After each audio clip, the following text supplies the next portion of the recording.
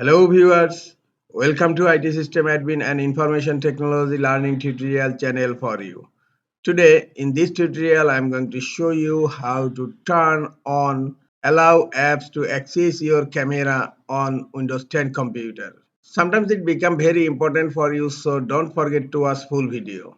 To turn on allow apps to access your camera on Windows 10, click on Start menu. Click on Settings, click on Privacy.